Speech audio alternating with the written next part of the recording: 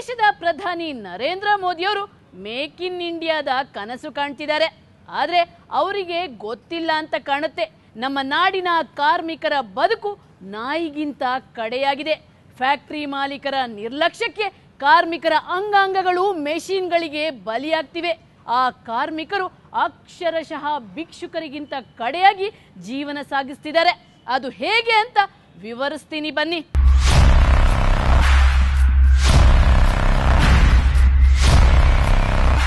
ಇವತ್ತು ಈ 5 ಜನ ಕಾರ್ಮಿಕರು ಜೊತೆಗೆ 30 ಕುಟುಂಬ, 30 ಜನ ಕಾರ್ಮಿಕರು, ಸುಮಾರು 35 ಜನ ಕಾರ್ಮಿಕರು ಅವರ ಕುಟುಂಬಗಳನ್ನು ಬೀದಿಗೆ ಹಾಕುವ ಮೂಲಕ ಇಂದಿನ ರೀತಿಯಲ್ಲಿ ಇತ್ತಲ್ಲ ಜೀತ ಪದ್ಧತಿ ಅನ್ನುವಂಥ ವ್ಯವಸ್ಥೆ, ಆ ವ್ಯವಸ್ಥೆ ಇವತ್ತಿಗೂ ಕೂಡ ಕಾರ್ಮಿಕರ ಮೇಲೆ ಇಂಥ ಒಂದು ದಬ್ಬಾಳಿಕೆ ನಡೀತಿದೆ ಅನ್ನೋದಕ್ಕೆ Parvati Shankar engineering private limited ಒಂದು ಸಾಕ್ಷಿಯಾಗಿದೆ. ನೈಟ್ 11:30 12 ಗಂಟೆಗೆ ಒಂದು ಬೆರಳು ಆಪ್ರೇಷನ್ ಆಗಿದೆ.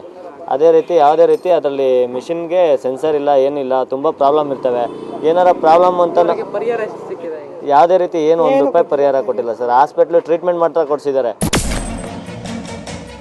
ಈ ಪರಿ ನೊಂದು ಬೆಂದು ಕಂಗಾಲಾಗಿರೋ ಇವರೆಲ್ಲ ಬೆಂಗಳೂರಿನ ಪೀಣ್ಯ ಇಂಡಸ್ಟ್ರಿಯಲ್ ಏರಿಯಾದಲ್ಲಿರೋ ಪಾರ್ವತಿ ಶಂಕರ್ ಇಂಜಿನಿಯರಿಂಗ್ ಕಂಪನಿಯಲ್ಲಿ ಕೆಲಸ ಮಾಡುತ್ತಿರೋ ಕಾರ್ಮಿಕರು. ಇವರ ನೋವಿಗೆ ಕಾರಣ ಏನು ಗೊತ್ತಾ? ಆಮೇಲೆ ರೀಸೆಂಟಾಗಿ ಡಿಸೆಂಬರ್ 20ನೇ ತಾರೀಕು ಅದು ಮಿಷಿನ್ ಹೊಡಿಬೇಕಾದ್ರೆ ಹಿಂದೆ ಸೆನ್ಸರ್ ಸರಿ ಇರಲಿಲ್ಲ, ಒಂದು ಲಾಕು ಬಿಚ್ಕೊಂಡಿತ್ತು. ಅದು ಹಿಂಗೆ ಅಳ್ಳಾಡುವಾಗ ದಡ ಅಂತ ಬಂದು ಕೂತ್ಕೊಂಡ್ಬಿಡ್ತು ಕೈ ಮೇಲೆ. ಕೂತ್ಕೊಂತಿದ್ದಂಗೆ ತಿರ್ಗಿ ನಾನೇ ಬಟ್ಟೆ ಕೊಟ್ಬಿಟ್ಟು ಬಟನ್ ಅಂತಿ ಎತ್ಕೊಂಡೆ, ಕೈ ಈಚೆಗೆ ತೆಕ್ಕೊಂಡ್ಮೇಲೆ ತಿರ್ಗಿ ಹಾಸ್ಪಿಟ್ಲಿಗೆ ಕರ್ಕೊಂಡು ಅಡ್ಮಿಟ್ ಮಾಡಿದ್ರು. ಅಡ್ಮಿಟ್ ಮಾಡಿದ್ಮೇಲೆ ಅವರು ಹಾಸ್ಪಿಟ್ಲಿಗೆ ಏನಕ್ಕಂತ ಬರಲಿಲ್ಲ. ಒಂದು ಸತಿ ಅಡ್ಮಿಟ್ ಮಾಡಿ ಹೋದವರು ತಿರ್ಗಿ ಫ್ಯಾಕ್ಟ್ರಿ ಕಡೆಯಿಂದ ಮ್ಯಾನೇಜ್ಮೆಂಟ್ ಆಗಲಿ ಯಾರೂ ಬರಲಿಲ್ಲ ನಾನು ನೋಡೋಕ್ಕೆ. ಎಸ್, ಪಾರ್ವತಿ ಶಂಕರ್ ಇಂಜಿನಿಯರಿಂಗ್ ಕಂಪನಿಯ ಮಾಲೀಕರಾದ ಬೀರೇಶ್ ಕುಮಾರ್ ಅವರ ನಿರ್ಲಕ್ಷ್ಯ ಇವತ್ತು ಇವರ ಬದುಕನ್ನೇ ಹಾಳು ಮಾಡಿದೆ.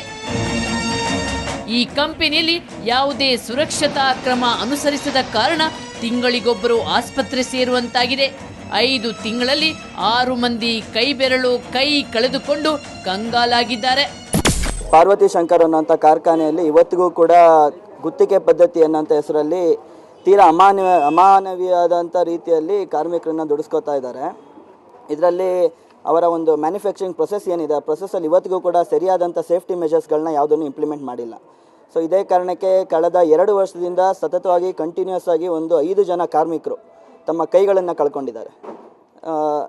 ಈ ಕಳ್ಕೊಂಡಿರುವಂಥ ಕಾರ್ಮಿಕರು ಕೂಡ ಎಲ್ಲರೂ ಯುವಕರು, 20ರಿಂದ 25 ವರ್ಷದ ಒಳಗಿರುವಂಥ ಯುವಕರು.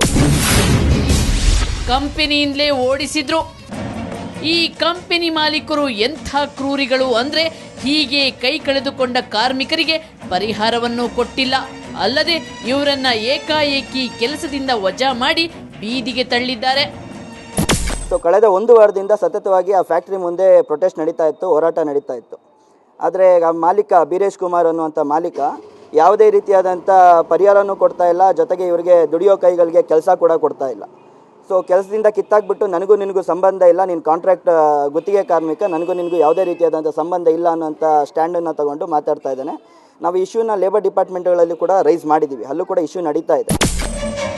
ಇವರು ನಾಗೇಶ್. ಪಾರ್ವತಿ ಶಂಕರ್ ಕಂಪನಿಯ ನಿರ್ಲಕ್ಷ್ಯಕ್ಕೆ ನಾಗೇಶ್ ಯಾವ ರೀತಿ ಕೈಯನ್ನ ಕಳೆದುಕೊಂಡ್ರು ಅನ್ನೋದನ್ನು ನೀವೇ ಒಮ್ಮೆ ನೋಡಿ. ಸುತ್ತ ಚರ್ಮ ಎಲ್ಲ ಸುಟ್ಟು ಹೋಯಿತು. ಪರಿಣಾಮ ಇವರ ಮದುವೆ ಮುರಿದು ಬಿತ್ತು. ಮನೆಯವರು ದೂರ ಆದ್ರು. ಪರಿಹಾರವೂ ಸಿಗ್ಲಿಲ್ಲ.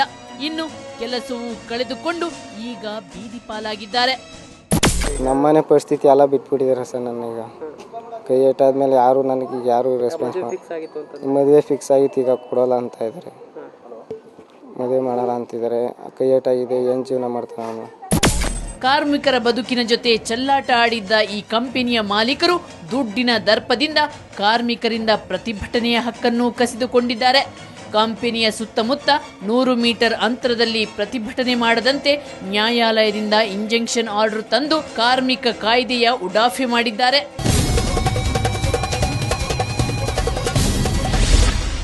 ಪಾರ್ವತಿ ಶಂಕರ್ ಇಂಜಿನಿಯರಿಂಗ್ನಂಥ 10 ಕಂಪನಿಗಳು ಕಾರ್ಮಿಕರ ಬದುಕಲ್ಲಿ ಚೆಲ್ಲಾಟ ಆಡ್ತಾನೇ ಇವೆ. ಆದರೆ ಬಡ ಕಾರ್ಮಿಕರ ಕೂಗು ಹೊರ ಪ್ರಪಂಚಕ್ಕೆ ಕೇಳಿಸಲ್ಲ. ಅದು 4 ಗೋಡೆಗಳ ಮಧ್ಯೆಯೇ ಮಾಯವಾಗುತ್ತಿದೆ.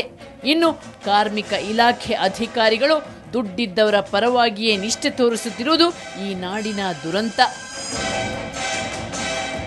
ಸ್ನೇಹಿತರೆ, ಇದಕ್ಕಿಂತಲೂ ಭಯಾನಕವಾದ ಮತ್ತು ಅತ್ಯಂತ ನಾಚಿಕೆಗೇಡಿನ ಪದ್ಧತಿಯೊಂದು ನಮ್ಮ ರಾಜ್ಯದಲ್ಲಿ ಇನ್ನೂ ಜೀವಂತವಾಗಿದೆ. ಅದು ಯಾವುದು ಗೊತ್ತಾ? ಜೀತ ಪದ್ಧತಿ.